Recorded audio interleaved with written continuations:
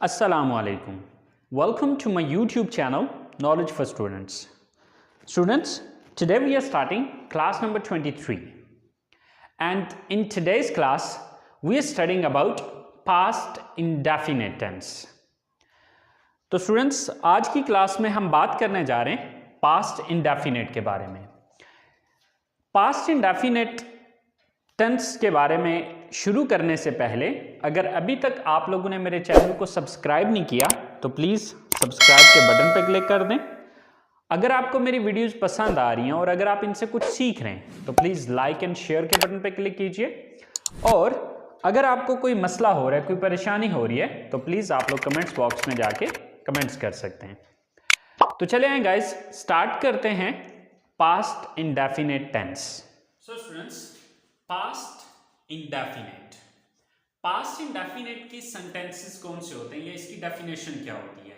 So students, गुजरे हुए वक्त में जो कुछ भी किया या करते थे, गुजरे हुए वक्त में आपने जो कुछ भी किया या जो कुछ भी आप गुजरे हुए वक्त में करते थे वो पास्ट इंडेफिनेट है।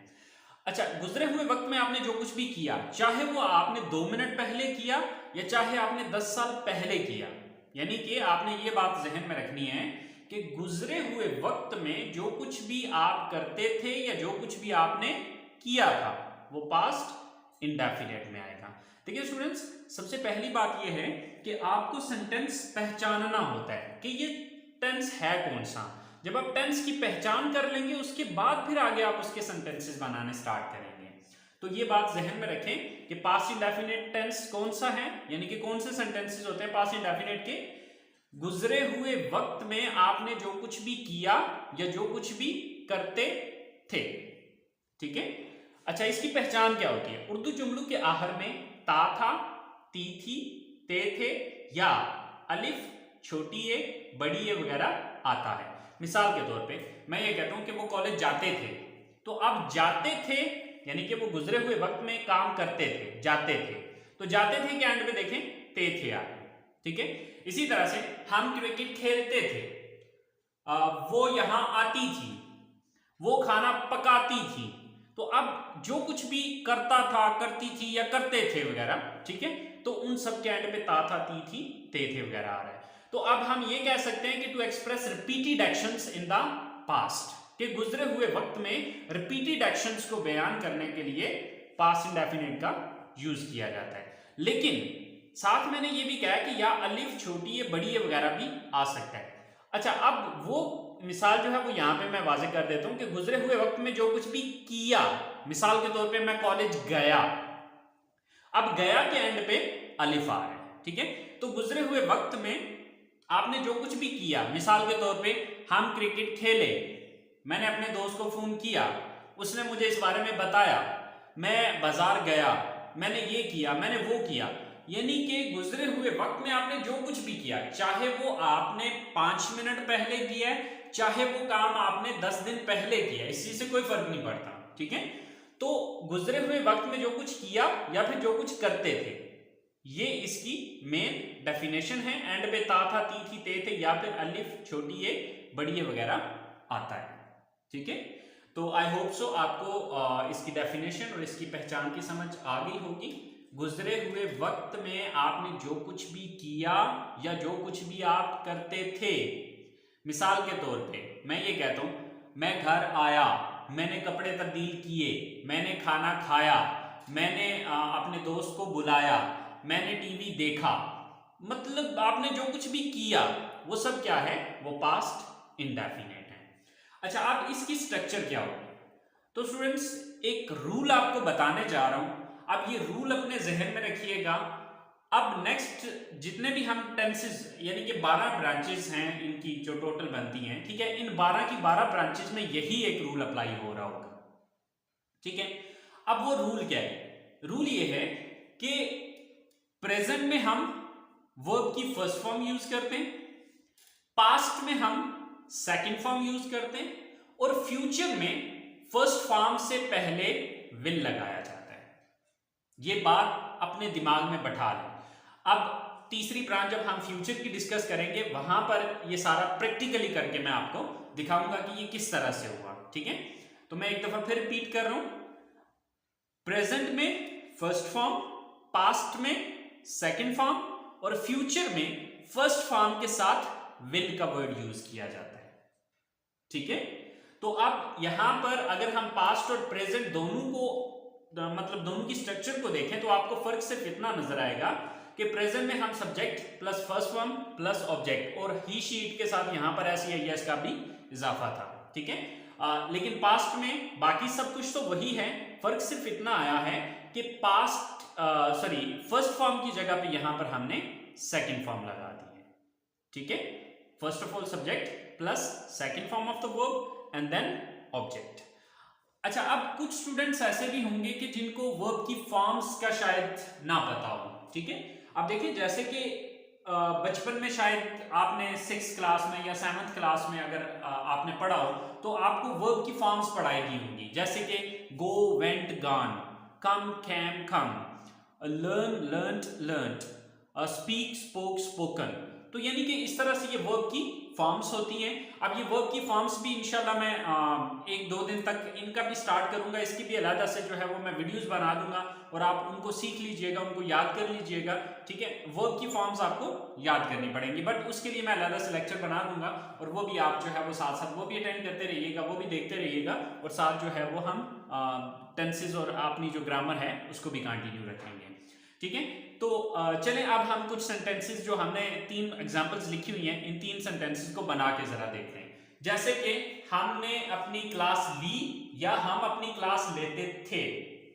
अब इंग्लिश ये 2 हो सकती हैं, लेकिन इसकी जो उर्दू है इसकी ये 2 हो सकती हैं, इसका तर्जुमा जो है वो ये दोनों का सेंस जो है वो इंग्लिश में एक ही सेंटेंस देगा, यानी कि चाहे ये उर्दू हो चाहे ये उर्दू हो, इन दोनों सूरतों में जो मैं इंग्लिश सेंटेंस बनाऊंगा वो सेम ही बनेगा। ठीक है, तो जैसे कि सबसे पहले हमें क्या लेना है, सब्जेक्ट। तो सब्जेक्ट यहां पर कौन है, हमने अपनी क्लास ली या हम अपनी क्लास लेते थे, तो ये काम कौन करता था, हम। तो हम की इंग्लिश क्या है, we. Then second form of the verb, अब देखना ये कि काम कौन सा यहां पे, तो काम है यहां पे क्लास लेना, तो लेना की इंग्लिश होती है टेक और टेक की सेकंड फॉर्म क्या है, टुक। ठीक है, टेक, टुक, टेकन, तो यहां पर मैं सेकंड फॉर्म लगा रहा हूं, टुक, वी टुक। अपनी क्लास यानी कि तीसरी चीज क्या है, ऑब्जेक्ट। हमने क्या लिया, अपनी क्लास ली, so we took a class, we took a class, हमने अपनी क्लास ली। या यही सेंटेंस जो है वो ये भी मतलब दे रहा होगा कि हम अपनी क्लास लेते थे, राइट। अब इसके बाद हमारा सेकंड सेंटेंस है, उन्होंने हमें अपनी सालगिरह पर सालगिरह की पार्टी पर दावत दी या फिर वो हमें सालगिरह की पार्टी पर दावत देते थे। ठीक है, अब दोनों सूरतों में इंग्लिश सेंटेंस एक ही बनेगा। ठीक है, सो यहां पर सबसे पहले सब्जेक्ट कौन है, उन्होंने या फिर वो। ठीक है, तो वो ज्यादा है, so they. Then second form of the verb, तो यहां पे देखना वर्ब क्या है, काम कौन सा करते थे, वो दावत देते थे, तो दावत देना की इंग्लिश होती है इनवाइट। Invite, invited, invited. अब इनवाइटेड इसकी सेकंड और थर्ड फॉर्म है। ठीक है, तो इनवाइट की सेकंड फॉर्म यहां पर लग जाएगी इनवाइटेड, सो दे इनवाइटेड। किसको दावत दी, हमें, अस, दे इनवाइटेड अस। किस चीज में दावत दी है, अपनी birthday party, in their birthday party.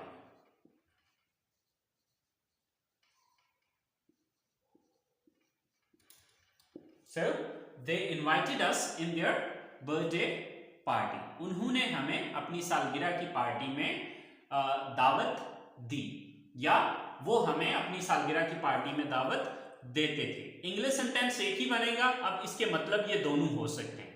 ठीक है, लास्ट सेंटेंस है हमारे पास कि उन्होंने शाम को अपना काम खत्म किया या वो शाम को अपना काम खत्म करता था। उसने शाम को अपना काम खत्म किया या वो शाम को अपना काम खत्म करता था। आप चाहे ये सेंटेंस बनाएं चाहे ये सेंटेंस बनाएं, इन दोनों की इंग्लिश एक ही होगी, ठीक है। तो सब्जेक्ट कौन है यहां पर? वो, यानी कि वो एक लड़का है, सो ही। वर्ब क्या यहां पर? खत्म करना, ठीक है, खत्म करना या खत्म किया। तो खत्म करना की इंग्लिश होती है फिनिश, ठीक है। अब फिनिश की सेकंड थर्ड फॉर्म क्या होती है? फिनिश, फिनिश्ड, फिनिश्ड, ठीक है। सो सेकंड फॉर्म लग जाएगी फिनिश्ड। ही फिनिश्ड, उसने खत्म किया या वो खत्म करता था। क्या खत्म करता था? अपना काम, his work. He finished his work. कब? शाम को, in the evening.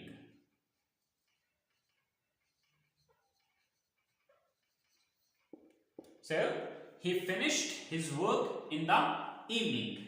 वो शाम को अपना काम खत्म करता था या उसने शाम को अपना काम खत्म किया। तो स्टूडेंट्स, ये है पास्ट इंडेफिनिट के positive sentences. I hope positive sentences की समझ आ गई होगी। फर्क सिर्फ इतना आया है कि प्रेजेंट में हम फर्स्ट फॉर्म यहां पर यूज कर रहे थे, अब हम क्या कर रहे हैं, यहां पर फर्स्ट की बजाय सेकंड फॉर्म यूज कर रहे हैं, ठीक है। तो पास्ट में हम सेकंड फॉर्म यूज करते हैं। सो आई होप सो आपको इस बात की समझ आ गई होगी। तो चले आए, अब हम इसके नेगेटिव सेंटेंसेस को देखते हैं जरा। सो स्टूडेंट्स, पास्ट इंडेफिनिट के नेगेटिव सेंटेंसेस की स्ट्रक्चर क्या है? Subject plus did not plus first form plus object, right. अच्छा, अब इस स्ट्रक्चर को देख के आपके जहन में एक सवाल आ रहा होगा, और वो सवाल ये आ रहा होगा कि अब यहां पर फर्स्ट फॉर्म क्यों होगी है? सर आपने तो ये चीज बोली थी कि पास्ट में सेकंड फॉर्म आएगी। तो बच्चे सेकंड फॉर्म अभी भी आ रही है, लेकिन वो सेकंड फॉर्म कहां पे आ रही है? ये आ रही है, ठीक है। अब डिड किस चीज की सेकंड फॉर्म है? असल में डिड जो है ये डू की सेकंड फॉर्म है। अब देखें, अगर आप प्रेजेंट इंडेफिनिट के सेंटेंसेस को देखें तो वहां पे हम क्या यूज कर रहे थे? Do, right, do not. अब चूंकि ये पास्ट है, तो जैसे कि मैंने एस का इजाफा करने का आपको बताया था कि जब हम नेगेटिव बनाते हैं तो वो एस यहां से खत्म करके डू के साथ एस लगा रहे थे, ठीक है।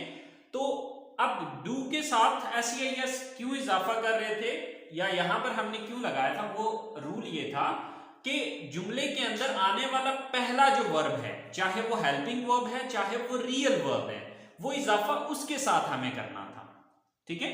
तो अब जब पॉजिटिव सेंटेंस था तो उसमें क्या था? Subject plus first form. तो यानी कि जो पहला वर्ब आ रहा था वहां पे फर्स्ट फॉर्म आ रही थी, ठीक है, रियल वर्ब जो है वो फर्स्ट फॉर्म थी, इसलिए वहां पे हमने एस लगाया था। लेकिन जब हमने उसका नेगेटिव बनाया तो नेगेटिव में हमने क्या किया? Subject plus do not plus first form plus object. तो अब पहला वर्ब जो है वो, चाहे डू जो है ये हकीकत में हेल्पिंग वर्ब है, ठीक है, लेकिन हेल्पिंग वर्ब के साथ चाहे वो रियल वर्ब है चाहे इसको कहते हैं रियल वर्ब, वो ये होता है हेल्पिंग वर्ब, ठीक है। तो अब हेल्पिंग वर्ब जो पहला आ रहा था उसी के साथ वो हमने इजाफा करके डू की जगह हमने डज बनाया था ही शीट के साथ, ठीक है। इसी तरह से अब जब सेकंड फॉर्म ऑलरेडी हमने डू की जगह डिड कर दी है तो फिर अब ये फिर सेकंड फॉर्म नहीं होगी, क्योंकि ग्रामर का रूल ये है कि सेकंड फॉर्म जुमले में सिर्फ एक ही दफा आ सकती है, सेकंड फॉर्म जुमले में दो बार नहीं आ सकती। तो जब डिड ऑलरेडी सेकंड फॉर्म हो चुकी है तो अब फिर यहां पर हम सेकंड फॉर्म यूज नहीं करेंगे। आई होप आपको ये बात समझ में आ गई होगी। तो चलें अब इसके जो हमने 3 सेंटेंसेस इसकी एग्जांपल में लिखे उनको बना के जरा देख लेते हैं। मैंने यहां खाना नहीं खाया या मैं यहां खाना नहीं खाता था, ठीक है। सब्जेक्ट कौन है यहां पे? मैं, so I. Then did not, I did not। Verb क्या है? खाना खाना, eat। अब यहां पर मैं इसको ऐड नहीं करूंगा। हाँ, अगर ये पॉजिटिव सेंटेंस होता, did not ना आ रहा होता तो फिर मैं इसको ऐड कर देता, ठीक है। I did not eat, right? I did not eat। क्या खाने की बात हो रही है? खाना। I did not eat the food। यहां पर here. I did not eat the food here. अच्छा, अब अगर किसी स्पेसिफिक खाने की बात हो रही है, मतलब ब्रेकफास्ट या लंच या डिनर, तो फिर आप इसकी जगह पे लंच डिनर वगैरह आप अपने हिसाब से लगा सकते हैं, ठीक है। लेकिन अब चूंकि इस सेंटेंस से मुझे ये वाज़ेह नहीं है कि ये दोपहर के खाने की बात हो रही है, रात के खाने की बात हो रही है या सुबह नाश्ते की बात हो रही है, इसलिए यहां पर मैं उनमें से कुछ भी नहीं लगा रहा, मैंने सीधा सीधा ईट द फूड लगा दिया, ठीक है। So I did not eat the food here, मैंने यहां पर खाना नहीं खाया या मैं यहां पर खाना नहीं खाता था। अच्छा, सेकंड सेंटेंस है सोफिया बाजार नहीं गई या सोफिया बाजार नहीं जाती थी। सो सब्जेक्ट कौन है? सोफिया। देन डिड नॉट, और डिड नॉट का शॉर्टकट होता है didn't, okay. Sophia did not या डिडंट, वो क्या यहां पे जाना, go. Sophia did not go, कहां जाने की बात हो रही है? बाजार, to bazaar. Sophia did not go to bazaar, Sophia बाजार नहीं गई या सोफिया बाजार नहीं जाती थी। लास्ट सेंटेंस है हमारे पास, हमने मैच नहीं देखा या हम मैच नहीं देखते थे। हमने मैच नहीं देखा या हम मैच नहीं देखते थे। सब्जेक्ट कौन है?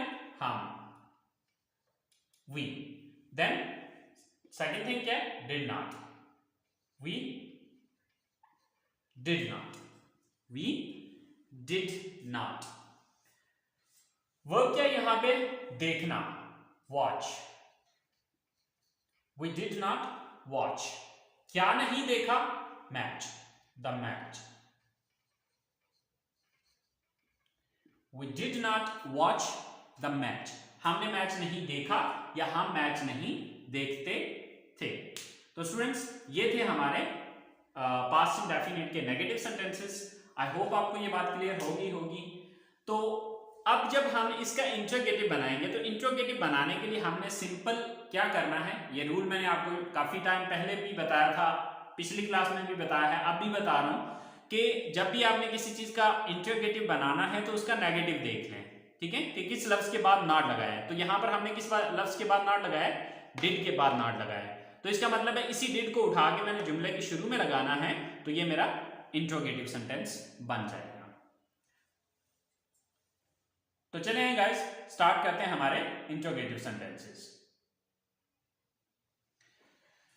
सो स्टूडेंट्स, इंट्रोगेटिव सेंटेंसेस की स्ट्रक्चर है did plus subject plus first form of the verb plus object and at the end there is a question mark. So हमारे पास सबसे पहला सेंटेंस है, क्या आपने मुलाजमत के लिए दरखास्त दी या क्या आप मुलाजमत के लिए दरखास्त देते थे, राइट। दोनों सूरतों में सेंटेंस इंग्लिश का एक ही बनेगा। सो सबसे पहले डिड, देन सब्जेक्ट कौन है? आप, यू, डिड यू। अब वर्ब क्या है? दरखास्त देना। दरखास्त देना की इंग्लिश होती है अप्लाई। डिड यू अप्लाई, किस चीज के लिए? जॉब के लिए या मुलाजमत के लिए, for job. Did you apply for job, क्या आप जॉब के लिए अप्लाई करते थे या दरखास्त देते थे, या क्या आपने जॉब के लिए दरखास्त दी। सेकंड सेंटेंस है, क्या उसने आपको इस बारे में बताया था या क्या वो आपको इस बारे में बताता था। So first of all did,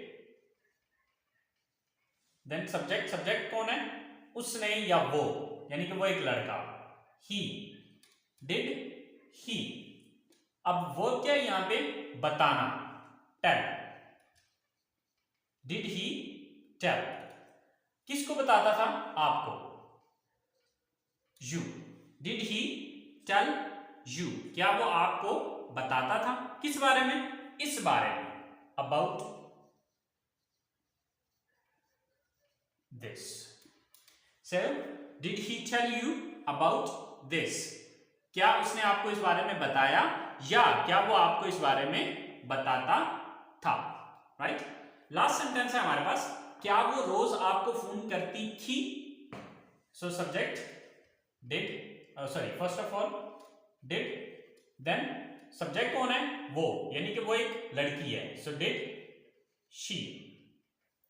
verb क्या है यहां पे, फोन करना, कॉल, डिड शी कॉल, किसको फोन करती थी, आपको, you, did she call you, रोजाना, daily, did she call you daily, या डेली की जगह पे यहां पर हम एवरी डे भी यूज कर सकते हैं। सो ये हमारे पास्ट इंडेफिनिट टेंस की इंटरगेटिव सेंटेंसेस हैं। आई होप सो स्टूडेंट्स आपको पास्ट इंडेफिनिट टेंस की समझ आ गई होगी। फिर भी अगर कोई कंफ्यूजन रह गया तो प्लीज आप लोग कमेंट्स बॉक्स में जाके कमेंट्स कीजिए, इंशाल्लाह मैं आपको गाइड करूंगा। सो स्टूडेंट्स अगली क्लास तक के लिए इजाजत दीजिए, दुआओं में याद रखिएगा। अल्लाह हाफिज।